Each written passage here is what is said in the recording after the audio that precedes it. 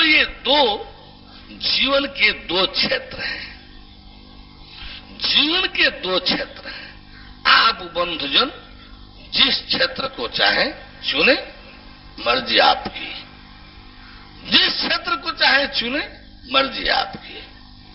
बोले परम प्रभु परमेश्वर की, परम प्रभु परमेश्वर की, परम प्रभु परमेश्वर की।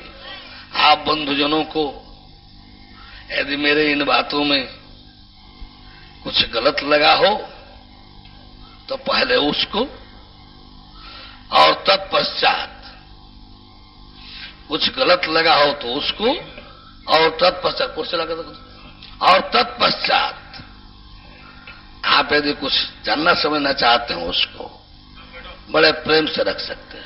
ये आपकी पुस्तिका में भी है और आपने जैसा आप मंच से भी कहा है कि कड़कड़ में मैं भगवान नहीं मांगता। बिल्कुल सही है। भक्त प्रहलाद ने जब हिरण्यकश्यप ने पूछा कि तेरा भगवान कहाँ है, तो उन्होंने कहा हम में भी है, तुम में भी है, यहाँ भी है, वहां भी है, हर जगह है। और खंबे से उन्होंने प्रकट करके भी दिखा दिया। यदि खंबे से भगवान प्रकट हो सकता है तो हर जगह क्यों नहीं है? कड़कड़ में, इसका मतलब है कड़कड़ में भगवान है। अब सुन लीजिए, बोले परम प्रभु परमेश्वर की। प्रहलाद जो है नारद के यहां से भक्ति सीख कर आए थे, नारद ने उनको सिखाया था, विष्णु राम कृष्ण ने नहीं पढ़ाया था। नारद ने जो कुछ बताया कि नारायण सर्वे सर्वा है, ज्ञान नहीं मिला था, ज्ञान नहीं मिला था कि पता चले कि कहां असत्य है कहां सत्य है। ये भगवान जानता है, ज्ञान भगवान देता है। अब रही चीजें कि खंबे से उन्होंने पैदा किया, प्रकट किया। हिरण्यकश्यप के जो वर थे, हिरण्यकश्यप के वर की मर्यादा को यदि आप देखेंगे तो पता चलेगा कि अब एक बात सोचिए, देवलोक का प्रतिनिधि प्रहलाद, हिरण्यकश्यप को मरवाने के लिए ही देव वर्ग ने प्रहलाद को प्रेषित किया था। प्रहलाद एक सामान्य बालक नहीं था, देव वर्ग का प्रतिनिधित्व कर रहा था, पहली बात। दूसरी बात कि प्रहलाद जैसा भक्त जिसके पिता का तीनों लोकों पर शासन हो और वो उस राजपाट को कुछ ठोकर से मार देता है, कुछ नहीं समझता है। नारायण हमको चाहिए, हमारा सर्वे सर्वा नारायण है। ऐसे भक्त के लिए उसको जब जिस परिस्थिति लायक जरूरत होगी वो प्रकट होकर के उसकी रक्षा नहीं करेगा तो फिर कैसे भक्त के लिए भगवान प्रकट होगा? भक्ति की मर्यादा स्थापित करना होगा। इसका मतलब अभी आप अब एक मिनट उस विषय पर आ रहे हैं। अब सवाल है, उसको वर था ऐसा, क्या वर था? न मैं दिन में मरूं न रात में मरूं, न मैं धरती पर मरूं न आसमान में मरूं, न घर में मरूं न बाहर मरूं। तो जब न घर में मरूं न बाहर मरूं तो भगवान को ऐसे जगह मारना था कि वर की मर्यादा भी रहे और उसको मारना भी है। तो जो माने बाहरी द्वार क्या कहते हैं, बरामदा, बरामदा, तो बाहरी बरामदा के बाहर जो खम्मा होता है ओरी के बगल में होता है।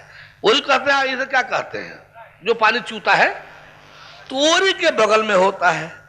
इसलिए खंबे से उनको आना पड़ा कि खंबा फटते ही ओरी तर बैठ जाना होगा। ओरी न घर है और न बाहर है, न घर है न बाहर है, इसलिए उनको खंबे से प्रकट होना पड़ा। यदि हर खंबे में भगवान है तो सड़ियों द्रौपदी के भगवान जी होंगे, तो सब सड़िए भगवान जी है। कितना खंबा रोज टूट रहा है, किसी में भगवान नहीं पैदा हो रहा है। रोजे हजारों लाखों खंबा टूट रहा है, किसी में भगवान पैदा नहीं हो रहा है। अरे उसका ये अर्थ नहीं हुआ कि कण कण में भगवान है, इसका ये अर्थ हुआ कि अपने सच्चे भक्तों की रक्षा के लिए भगवान को जब जैसा जहां प्रकट होना होगा तब तैसा वहां प्रकट होकर के उसकी रक्षा करेगा। इसका ये अर्थ हुआ, इसका ये अर्थ नहीं हुआ कि हर कण कण में भगवान जी है। नहीं, विश्वास पे पैदा भी हो सकता है, भक्त के विश्वास पर। एक मिनट, भक्त के विश्वास पे है, कण में हो भी। वह विश्वास की अंतिम चोटी थी, इसलिए पैदा होना ही था। क्यों? और समय तो नहीं पैदा हुआ, रक्षा करते गया और समय तो पैदा होने की जरूरत नहीं महसूस किया, रक्षा करते गया। यहां जरूरी थी हिरण्यकश्यप को मारना, नहीं तो प्रहलाद को और जगह बचाते गए थे, यहां भी बचा लिए होते। तलवार से वो कटते ही नहीं, उसके तलवार से नहीं कटते, बचा लेता, लेकिन नहीं, केवल बचाना नहीं था प्रहलाद को, यहां हिरण्यकश्यप को मारना था, इसलिए खम्भे से आना पड़ा। तो अपने सच्चे भक्त की रक्षा के लिए मैं फिर दोहरा रहा हूं कि अपने सच्चे भक्त की रक्षा के लिए भगवान को जब जैसी जरूरत होगी तब तैसी और तहां वो रूप प्रकट करके रक्षा करेगा। तो सवाल कण-कण का नहीं है, सवाल उस भक्त के भक्ति की महिमा का है। मेरा एक